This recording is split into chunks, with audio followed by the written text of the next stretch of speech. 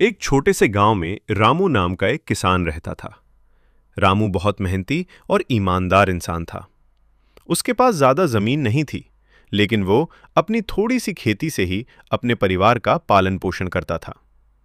गांव के लोग उसकी ईमानदारी और सादगी की बहुत इज्जत करते थे। एक दिन रामू अपने खेत में हल चला रहा था। तभी अचानक हल किसी सख्त चीज से टकराया। उसने जमीन खोद कर देखा तो वहां एक पुराना मिट्टी का घड़ा मिला।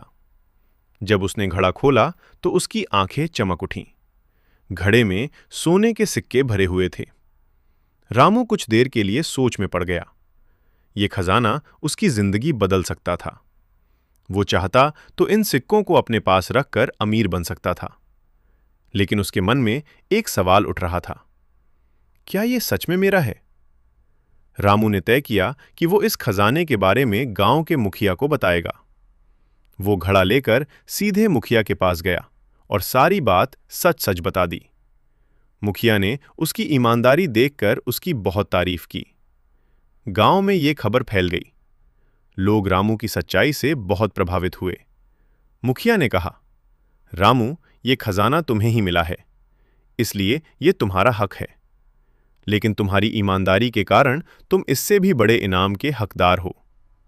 मुखिया ने गांव के सभी लोगों की सहमति से रामू को वो खजाना दे दिया और साथ ही उसे गांव का आदर्श किसान घोषित किया। इसके अलावा गांव वालों ने मिलकर उसकी जमीन भी बढ़ा दी ताकि वो और अच्छे से खेती कर सके। रामू ने उस धन का उपयोग केवल अपने लिए नहीं किया, बल्कि गांव के विकास में भी लगाया। उसने एक छोटा स्कूल बनवाया ताकि गांव के बच्चे पढ़ लिख सकें। उसने गरीब किसानों की मदद भी की। समय बीतता गया और रामू की मेहनत और ईमानदारी की मिसाल दूर दूर तक फैल गई। लोग अपने बच्चों को उसकी कहानी सुनाते और सिखाते कि सच्चाई और ईमानदारी ही जीवन में सबसे बड़ी ताकत होती है।